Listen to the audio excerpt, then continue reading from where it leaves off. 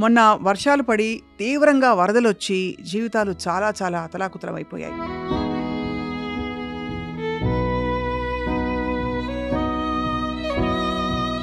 అటువంటి క్లిష్టమైన పరిస్థితిలో ఇదిగో నేనున్నాను, నాకు చేతనైన సాయం నేను చేస్తానని చెప్పి తన టీంని పట్టుకుని బయలుదేరిన ఒక వీర వనిత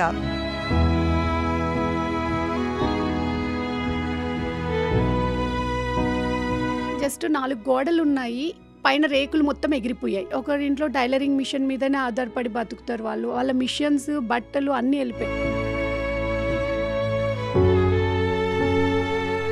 అసలు ఇల్లు ఉన్న సంగతి కూడా తెలియట్లేదు కొన్ని ప్లేసెస్లో అయితే.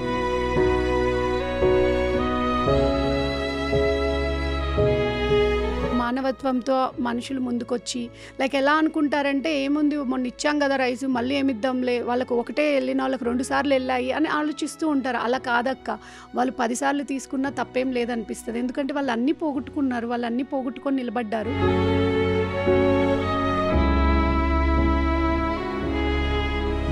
మాతో పాటు ఒక ఆవిడ మొత్తం చూపించారక్క మాకు. ఫైనల్గా వాళ్ళ ఇంటికి వచ్చేసరికి మాకు మాటలు లేవు. మనం తినేది, మనం చేసేది, మనం కట్టుకునేదే ఇంకొకరికి హెల్ప్ చేయాలంటే చెయ్యాలి, లేకపోతే చేయకున్నా పర్వాలేదు.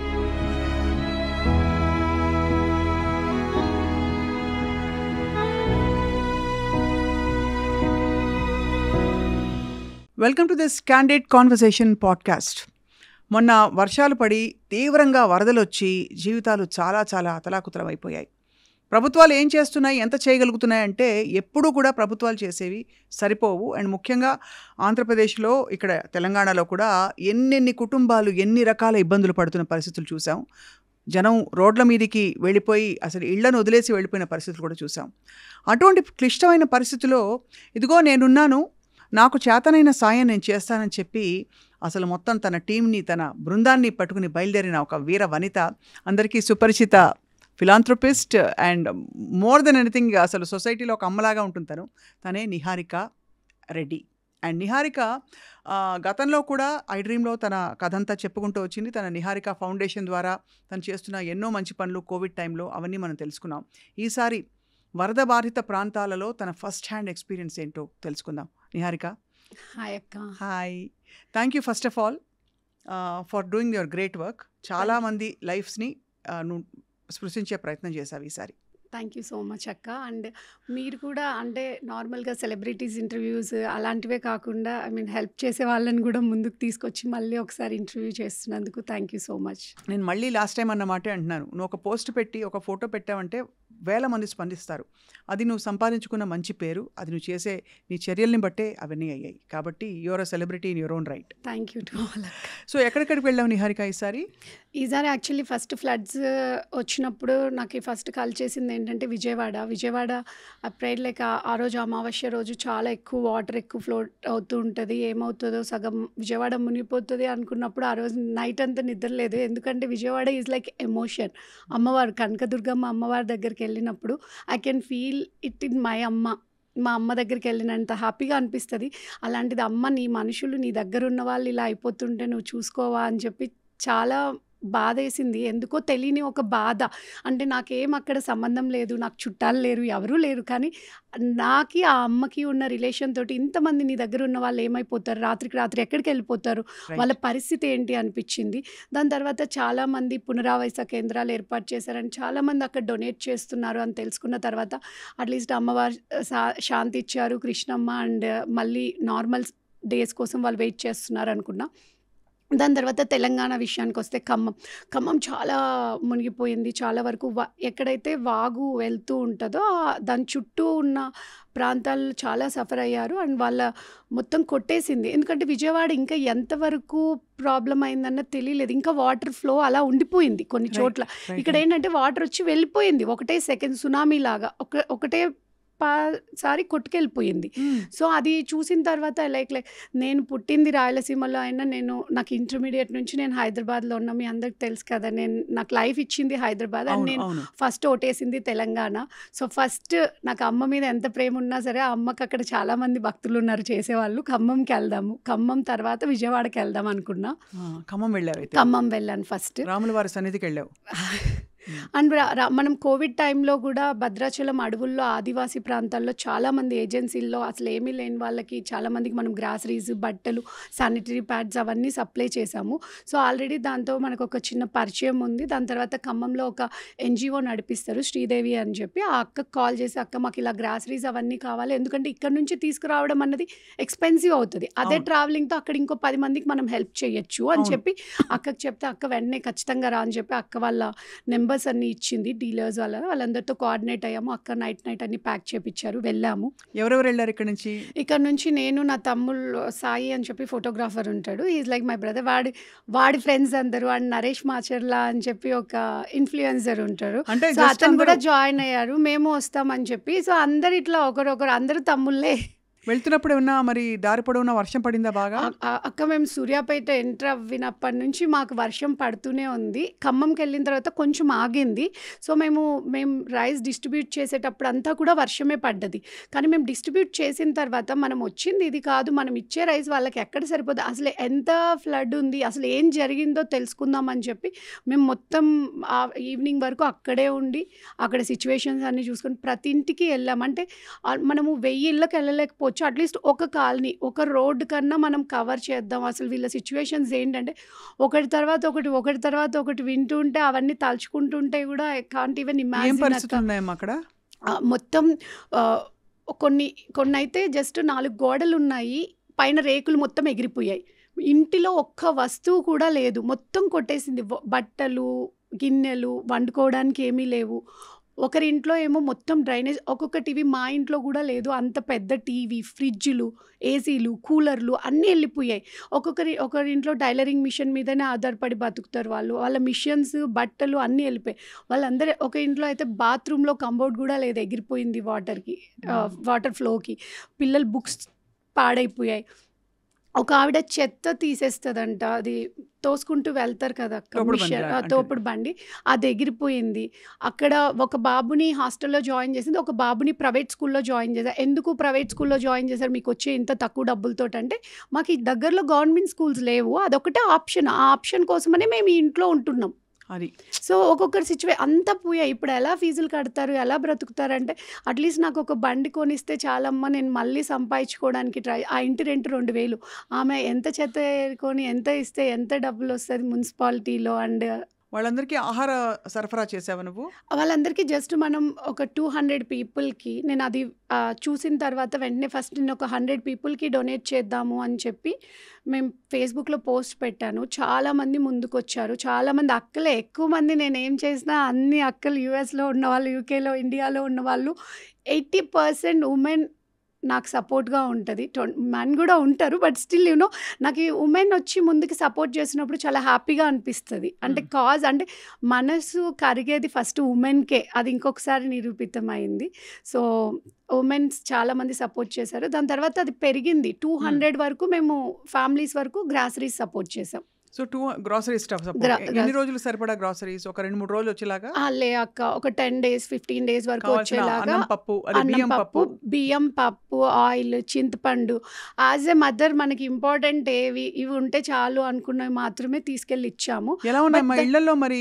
అంటే ఆల్మోస్ట్ కొట్టుకుపోయి వాళ్ళ ఇళ్లలో వాళ్ళు ఉండలేని పరిస్థితి లేరు అక్క, వాళ్ళు ఎవరు వాళ్ళ ఇళ్లలో లేరు. వాళ్ళందరూ కూడా కొన్ని స్కూల్స్లో, కొంతమంది ముందుకున్న ఇళ్లల్లో, కొన్ని పార్టీ ఆఫీసులలో అలా పడుకుంటూ ఉన్నారని చెప్పారు. అండ్ వాళ్ళకి స్నానం లేదు, బట్టలు లేరు, వాళ్ళకి వాష్రూమ్స్కి వెళ్ళడానికి లేదు, వాటర్ అసలు లేదు, వాటర్ మొత్తం డ్రైనేజ్. మేము నడుస్తూ ఉంటే డ్రైనేజ్లో కాళ్ళు దిగిపోతున్నాయి, ఎక్కడ డ్రైనేజ్ ఉంది, ఎక్కడ పూపు ఉంది, ఎక్కడ వాటర్, ఎక్కడ అంత చాలా వియర్డ్గా, అంటే నడవడానికే చాలా కష్టంగా. అలాంటిది వాళ్ళ ఇల్లు అక్కడ ఉన్నాయి.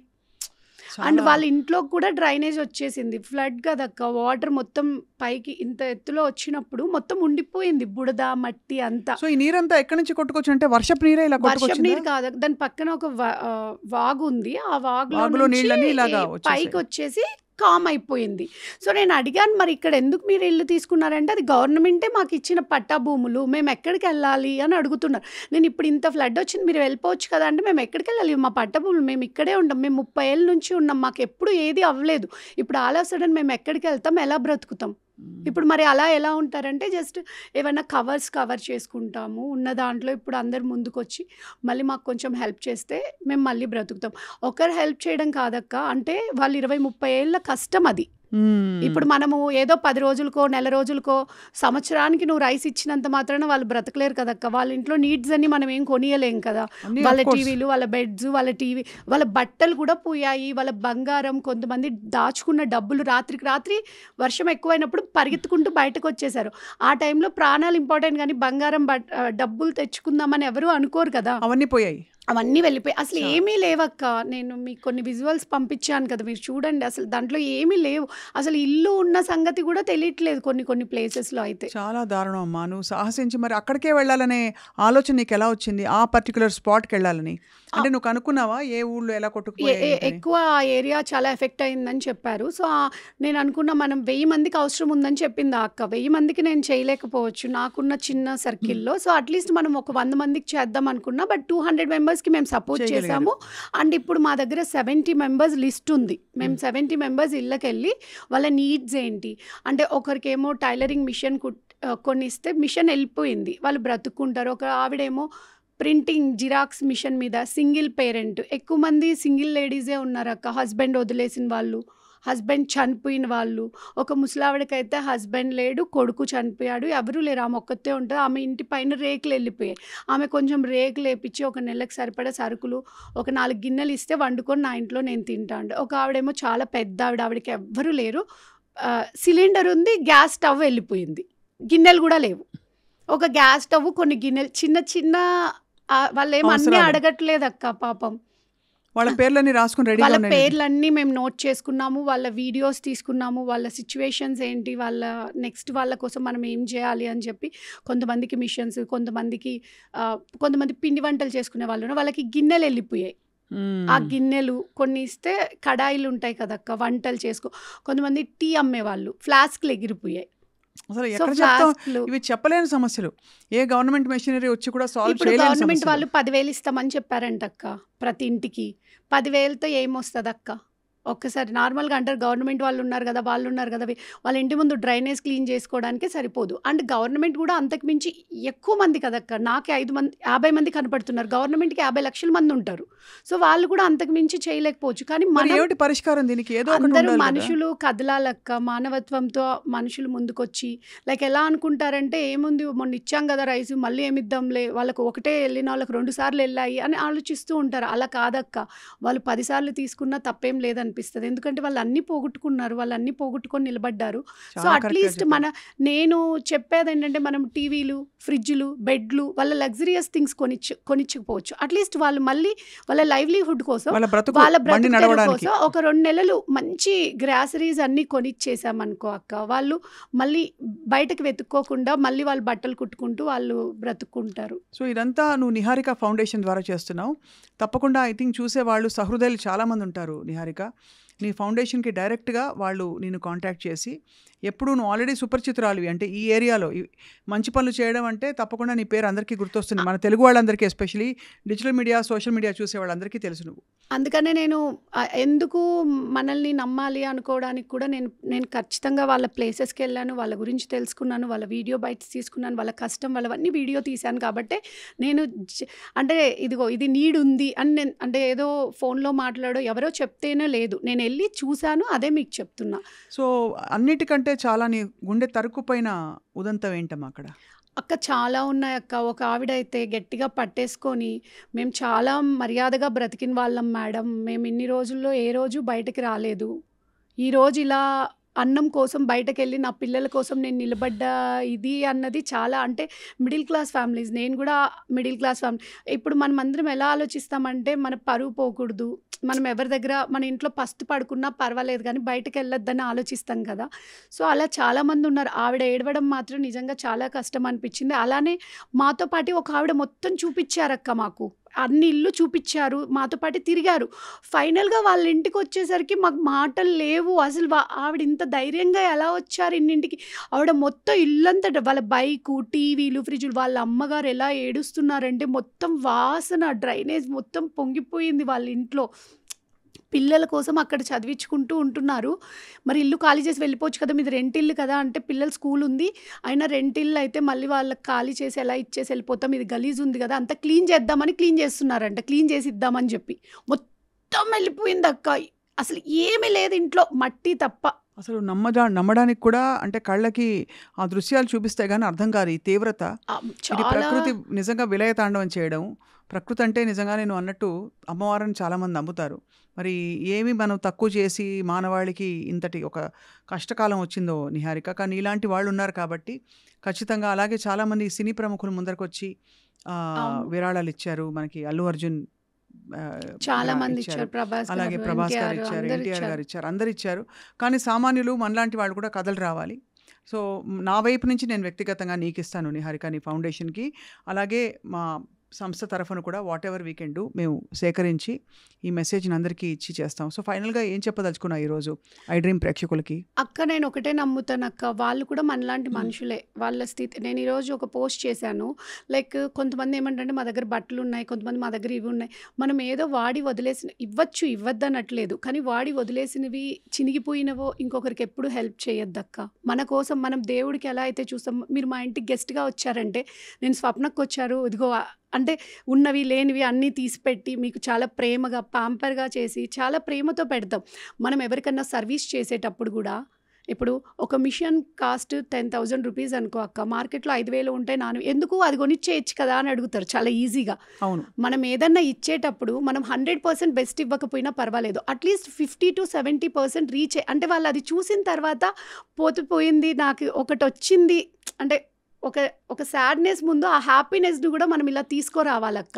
అది కూడా పరిగణనలో తీసుకోవాలి ఖచ్చితంగా. మనం ఏదైనా చేసేది పర్ఫెక్ట్గా చేయాలి, మంచిగా ఇవ్వాలి. నాసిరకం బియ్యం ఇచ్చేది, నాసిరకం అన్నం పెట్టేయచ్చు కదా. బియ్యం ఎందుకు అంత కాస్ట్? మనం తింటామా? తినం. మనం తినేది, మనం చేసేది, మనం కట్టుకునేదే ఇంకొకరికి హెల్ప్ చేయాలంటే చెయ్యాలి. లేకపోతే చేయకున్నా పర్వాలేదు. 100 మందికి చేసేది ఒకటికే చెయ్యి. 100 మందికి చేశామన్న పేరు కోసం అలాంటి ఇది చెయ్యొద్దు.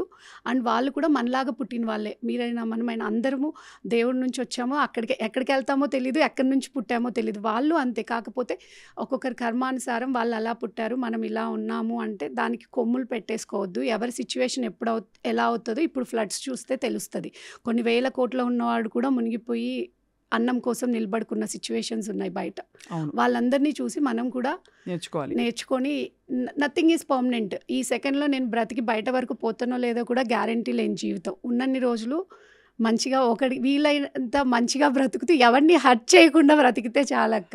హెల్ప్ చేయకపోయినా పర్వాలేదు, వాళ్ళ మీద రాళ్ళు లేకుండా బ్రతికితే చాలు. రమణ మహర్షి అలా నేను నీ ఆత్మని నీ మనసుని తాకి నువ్వు ఎంత మంచి మాటలు మాట్లాడుతున్నావో 10 మందికి తప్పకుండా నీ మెసేజ్ చేరుతుంది నిహారిక.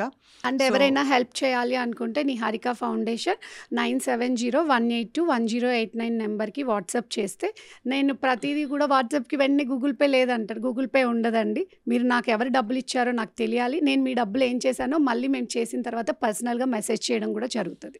Wonderful work. నడుం బిగించి చేసేవాళ్లే కరువు అయిపోతున్న ఈ రోజుల్లో నువ్వు చిన్న పిల్లల్ని పెట్టుకుని ఇంట్లో మీ వారు అంత బిజీ ప్రొఫెషన్లో ఉండగా నీ పనులు చేస్తూ వాళ్ళని సక్రమంగా పెంచుతూ మంచి వాల్యూస్ ఇన్కల్కేట్ చేస్తున్నావు నిహారిక. గుడ్ లక్ అండ్ తప్పకుండా నీ ఉద్యమంలో మేము సైతం నీతో. థ్యాంక్ యూ సో మచ్ అక్క. Thank you.